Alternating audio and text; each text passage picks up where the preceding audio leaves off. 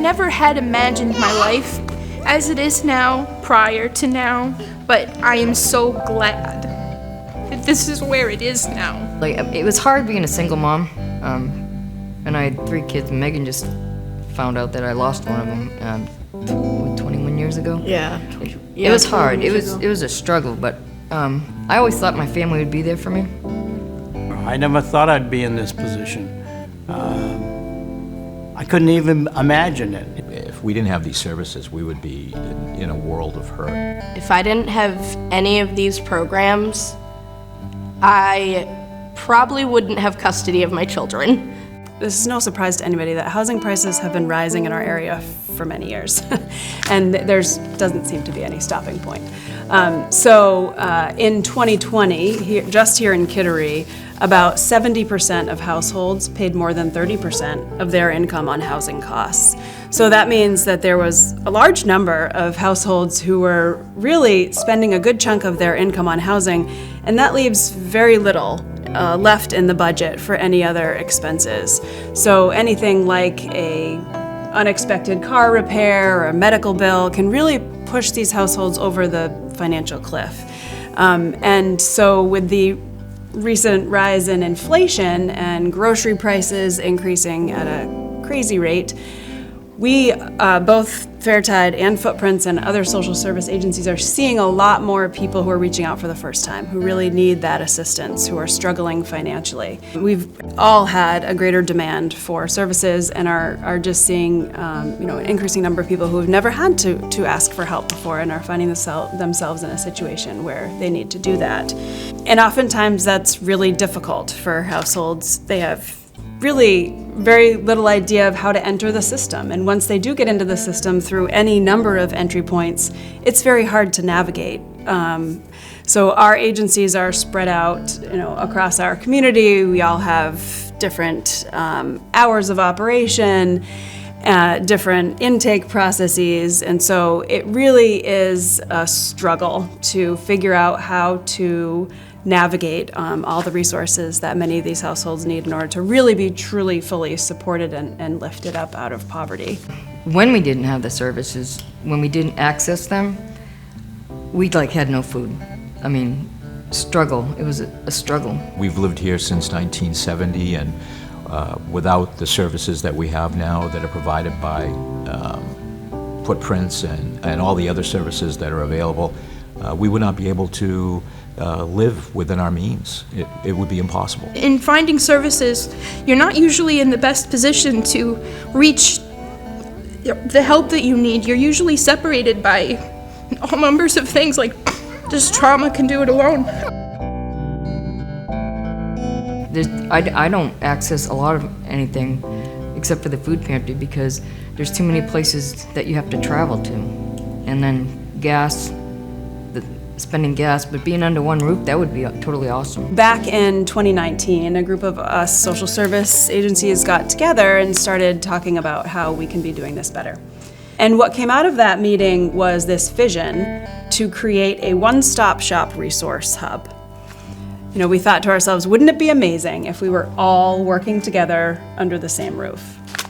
So we left with that unified vision without having any idea how we were going to actually do it. And then fast forward a couple of years, and we had some money that became available here in Maine through the American Rescue Plan Act. And that was an opportunity that we decided to take advantage of. It was the perfect fit for this type of project that was going to, greatly benefit our communities.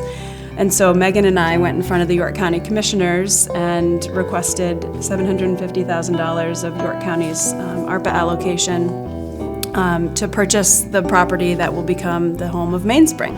The building will be occupied by Fairtide's administrative office, caseworker office, and landlord engagement, and their thriving thrift store. The right side and will be Footprints. We're going to a full grocery store style market, so when you walk into Footprints, you'll no longer feel like you're in a food pantry, you'll feel like you are in a grocery store.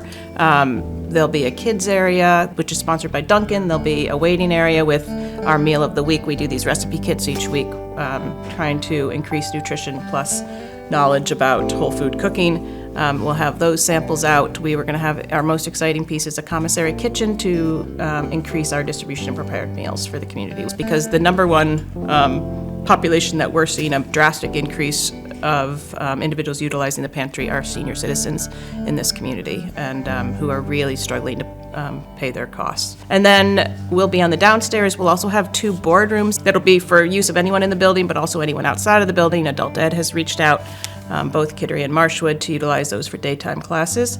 York County Community Action is joining us with their social outreach worker and their WIC program. General assistance we are hoping for from both Kittery and Elliott to be administered in the building, which is really exciting because right now, if you are a member of any community, most likely you go to the town hall for general assistance, which is the new term for the welfare office. And it can be daunting to be next to your neighbor who's registering a car and you're asking for support with fuel assistance. Then we have some partnerships and conversations happening around medical, some form of medical support, like a triage, mental and behavioral health, substance misuse. The idea, though, is that people in need have one place to go, that they can enter the doors of Mainspring and they can have access to these comprehensive programs and services, that our agencies are going to be able to work much more efficiently and effectively. It will be a game changer to have all of us be able to just come together, in the conference room and talk about some of the folks who really need all of our touch points. So we're building out the programming so that people can get what they need in one place in a really client-friendly way. And it's going to be a beautiful facility. I don't access a lot of anything except for the food pantry because there's too many places that you have to travel to. And then spending gas, but being under one roof, that would be totally awesome. Yeah, that would be. Totally. Having everything under one roof and being able to get to each program that day would save me so much stress as a mother. If there was a way to have different things in one place, gosh, that would have been better.